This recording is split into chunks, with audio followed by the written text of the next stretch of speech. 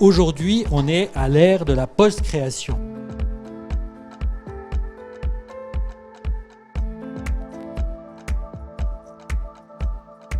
Alors on ne sait plus comment se repérer, puisque effectivement on a autour d'un enfant, vous avez beaucoup de monde. Le père d'intention, la mère d'intention, la mère, la femme qui a porté la gestation, vous avez le donneur de sperme, vous avez le gynécologue, vous avez le biologiste, puis comme on peut aussi faire on a la perspective de faire des gamètes avec les cellules souches, en particulier de la peau, vous pouvez aussi, voilà. Puis tout ça touche au langage, c'est-à-dire jeter dans la peau devient vraiment quelque chose de totalement différent, quoi. C'est-à-dire la chanson française même se met à bouger. Voilà, donc ça veut dire que je crois que c'est comme ça qu'on peut en parler. Ce qui est à l'interface, c'est le discours juridique, qui est à l'interface, oui. Non, oui. entre nature, ce qui reste de la nature. Et bon, puis... moi je ne mettrais pas que le discours juridique, oui. Je pense qu'il y a beaucoup de choses à l'intersection, peut-être ça c'est un élément à discuter, puisqu'il y a le discours juridique, bien sûr il y a aussi le discours éthique. Le discours éthique, c'est-à-dire oui. des comités d'éthique, oui, comme vous l'avez fait discuter avec Éric Laurent. Il y a, il y a différents discours, à l'époque. Mais bon, moi je dirais aujourd'hui on pourrait mettre d'autres discours, c'est-à-dire qu'au comité d'éthique, il y a des juristes, il y a des philosophes qui étaient là déjà depuis un certain temps. Moi, j'ai été introduit comme un des premiers, même psychiatres, c'est-à-dire et psychanalyste, premier psychanalyste. Enfin, il y avait peu, voilà. Mais on pourrait mettre des artistes.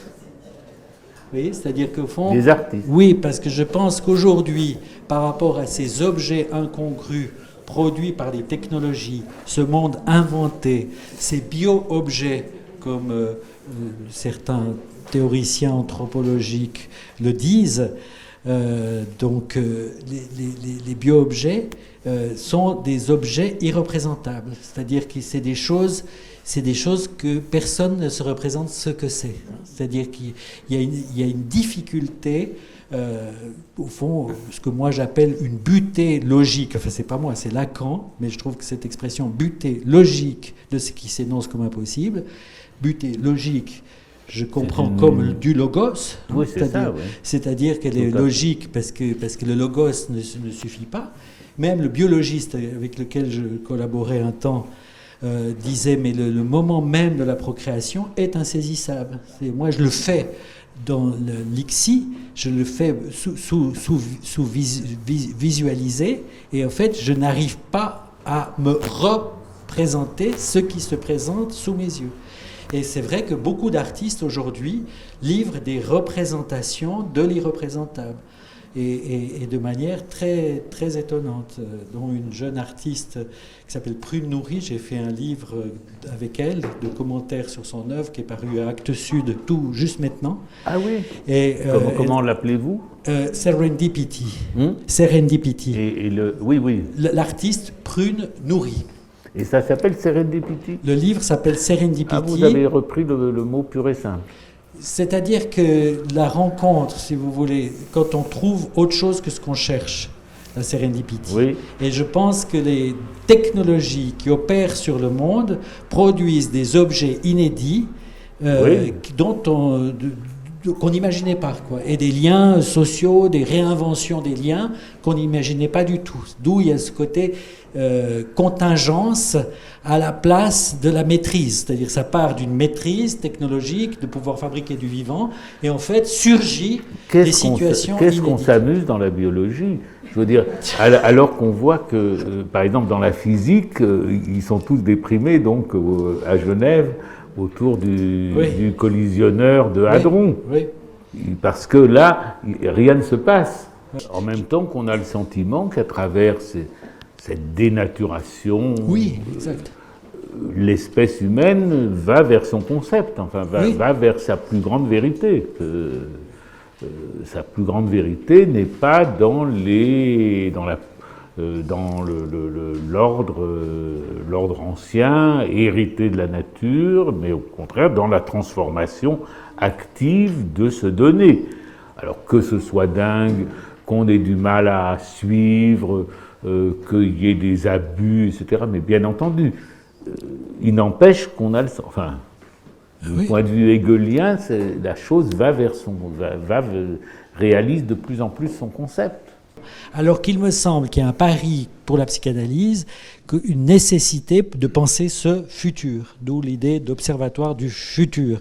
C'est-à-dire qu'il y a le mariage pour tous, la procréation pour tous, mais ce qu'il s'agit de savoir, c'est qu'il n'y a pas de solution pour tous. Et ça, c'est une position différente dans un comité d'éthique que de soutenir qu'il n'y a pas de solution pour tous et qu'il y a des bricolages du sujet, il y a des solutions du sujet, il y a des réponses, il y a des inventions qui, au fond, amènent pour nous un certain étonnement. On touche sur cette butée de l'impossible, butée logique, sur l'impossible. Cette butée, elle est liée je fais juste un petit point, à l'irreprésentable de l'origine, c'est-à-dire que c'est impossible de se représenter l'origine, c'est-à-dire avant d'être dans ton ventre, où est-ce que j'étais? Question d'une petite fille que je reporte souvent parce qu'elle est très rigoureuse, ou Beckett, n'est-ce pas? Fin de partie. Il y a deux textes fondamentaux. Non, je ne dois pas parler. Mais il y a deux textes fondamentaux. C'est fin de partie de Beckett et puis Les Bœufs du Soleil dans Ulysse de Joyce. Et dans fin de partie, c'est le fils qui demande au père pourquoi tu m'as fait salopard, je crois qu'il lui dit pourquoi tu m'as fait, et lui il dit je savais pas que c'était toi. Et donc ça, c'est tout le problème. Alors avec ça, on peut dire des familles, des papas, des mamans, des promenades au bord du lac. Je parle comme un Suisse, n'est-ce pas? Vous voyez, traverser le pont du Mont Blanc, je ne vois voir le Mont Blanc qui se détache sur le fond. Voilà, mais tout ça, c'est un décor qui est basé sur un vertige de l'origine comme irreprésentable. Ça prend feu aussi sur la question de la sexualité. Parce que les procréations médicalement assistées montrent la place de la sexualité dans la procréation, justement en le court-circuitant. L'irreprésentable de la mort dans la procréation. Parce que ça, c'est le lien qui est très très important et que c'est une thèse que je défends dans le discours sur ces situations. C'est-à-dire que, au fond, les demandes sociétales qui agitent la société, c'est l'arbre qui cache la forêt. Et la véritable forêt, à l'époque du séquençage du génome humain, c'est le fait de pouvoir prédire et prescrire même un devenir par le fait de la procréation, c'est-à-dire de remplacer le patrimoine terrien ou le patrimoine financier par le patrimoine génétique. C'est-à-dire que bientôt, les nouveaux mots de l'Alliance, ça sera d'examiner, même 23andMe, qui a été, mais après ça devient Alphabet, enfin tout le monde, pour moins de $100. Mais Lacan dit, il vulgarise un adage du libéralisme, le ton corps est à toi. Lacan note que cette alliance très précise dans une conjoncture entre le rencontre discours du maître, discours de l'hystérique, surgit la question de savoir si, du fait de l'ignorance où ce corps est tenu par le sujet de la science, on va venir en droit ce corps à le détailler pour l'échange. La science, elle, s'appuyant sur le libéralisme, va effectivement avoir pour conséquence de commencer à couper dans le corps pour l'échange libéral. Pourquoi? Parce que dans la structure du corps, ça oui, le corps comme tel, dit Lacan dans l'Étourdi, le corps des parlants est sujet à se diviser de ses organes, assez pour avoir trouvé leur fonction. Il y faut parfois des âges. Donc pour un prépuce qui prend usage de la circonscription, voyez l'appendice, l'attendre pendant des siècles de la chirurgie. Enfin, tout ce qui est là présenté comme le dernier cri, mais le tatouage, la scarification, la circoncision, tout ça, c'est le début. C'est que l'être parlant trafique son corps.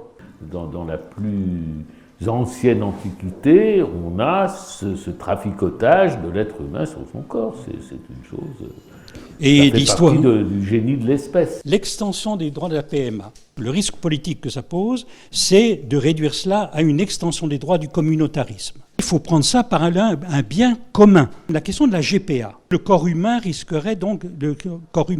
d'être marchandisé.